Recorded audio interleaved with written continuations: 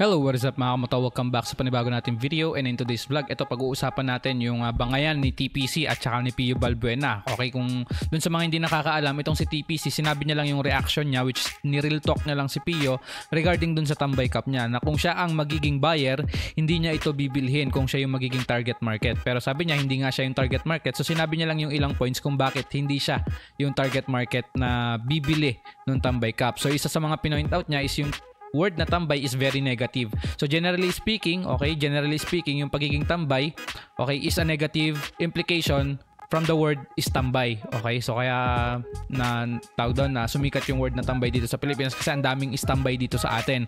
Ang daming palamunin, ang daming basura, basta negative siya mga kamata, no? So sa word naman ni Pio, sa side niya naman mga kamata, in a good way naman, in a positive way. Pero ang sabi ni TPC, kung in a positive way, dapat pwedeng gawing dating tambay, ganun. Kasi ang word na tambay kasi talaga mga kamata is not really good, okay, in terms of meaning. Okay, so para kay TPC, in a constructive way, sinabi niya at pinaliwanag niya yung side niya. Ngayon si Pio mga kamata, ipinakita niya yung literal na ugali niya, yung talagang ugali niya dito, at nakita niyo dito sa mga comment, itong naka-highlight dito sa video na to. Okay, ito sinabi niya, pakikitaan lang kita ng galawang squatter at basura. Okay, if you are a content creator at isa ka sa mga influencer ng Pilipinas at malaki ang pangalan mo, okay, director ka pa man din, di ba? Ito yung ipapakita mo kay TPC. So si TPC mga kamatano, isa yan sa mga possible buyer mo na kapag bumili yan si TPC, maraming followers din yan, possible din umangat ang tambay, okay, o yung Tambay Cup na binebenta niya, yung mga merch ni Pio. Okay, pero in a literal sense mga kamatano, hindi naman kasi talaga ma-afford yan ng tunay na tambay. Makikipagpustahan ako sa inyo. Sabihin na natin may mga mayayaman na negosyante na bumibili na ito, okay, ng Tambay Cup na to. Pero hindi ibig sabihin nun, literal na tambay sila. May ginagawa sila sa buhay kaya sila mayaman. Okay? Yun yung point ni TPC. Okay? Ibig sabihin, inalisan nila yung pagiging tambay, sinurrender nila yung pagiging tambay at ginalingan nila sa buhay. Ibig sabihin, kumilos sila at gumawa ng trabaho at kumayod. Okay? And then, nung yumaman na sila, gusto na nilang balikan yung pagiging tambay kasi mayaman na sila. Okay, so yun yung parang point dito ni TPC. Pero yung word na tambay nga is very negative pagdating nga naman sa sa general aspects ng mismong word na yon mga kamata, no? So sabi pa dito ni TPC, tol, layo na lang nararating mo sa page ko. So parang ang nangyayari dito is parang ginugulo na ni Pio yung buong page or account ni TPC. Tapos sabi dito ni Pio, okay, sa isang lang yun, isang criticism lang ni TPC yun mga kamata, very emotional na kaagad dito si Pio kasi malakas yung impact eh.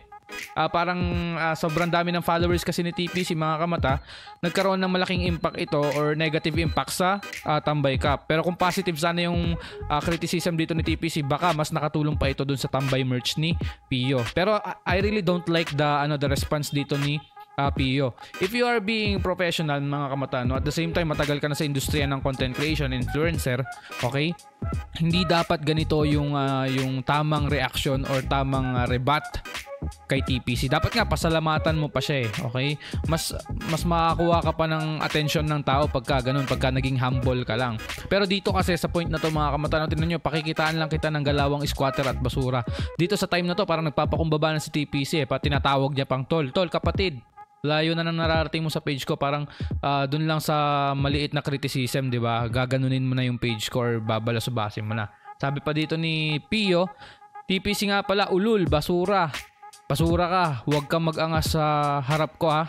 O parang nag-ano pa dito, no? Parang nagyayabang pa si Pio. Although kasi nga naman mas nauna or mas matatag na yung page or yung yung community ni Pio. Ewan ko ba kung ano yung pinagmamalaki dito ni Pio, pero same lang naman silang influencer, no? So sabi pa dito ni Pio, tirahin mo pangalan ko, wag mga tambay at squatter. Let's see pare, matapang ka pala. So yun, parang may pagbabanta pa dito na pag nagkita sila, dapat yung reaction ni TPC dun sa video niya, dapat ganun din yung angas niya pag nagkita sila ni Pio sa personal, no? So hindi naman dapat ganun, kasi dapat kapag businessman ka at marami kang merch or marami kang produktong gustong ilabas sa market, dapat handa ka na tanggapin yung mga negative criticism. Okay? Dapat handa ka. Ngayon nagkataon lang na yung nag-criticize sa okay? Nag-criticize sa is malaking pangalan, okay? Si TPC. Ibig sabihin influencer din siya, halos parehas kayo ng follower, okay? Marami din siyang follower, ganun. So nagkataon lang. Pero nung nilabas mo naman yung Tambay Cup, ang dami nag-criticize sa Although small streams nga lang, ibig sabihin hindi naman gaanong kakilala, hindi naman masyadong kilala sa Sokmed or sa social media, hindi niya pinapansin. Although pinapansin ni Pio, pero hindi ganito kataas yung emotion niya. Pero nung nagkaroon ng malakas na negative impact dito dahil sa negative criticism dito ni TPC, yung emosyon ni Pio sumabog, mga kamatano. So para sa akin, this is not good. It's a no for me. I'm not very comfortable dun sa sinabi dito ni pinagsasabi ni Pio. Dito sa laban na to, mga kamata, sa balagbagan na to, dito ako kay TPC. Okay, although I don't know TPC well, hindi ako masyado nanonood ng mga videos niya or kung ano pa man.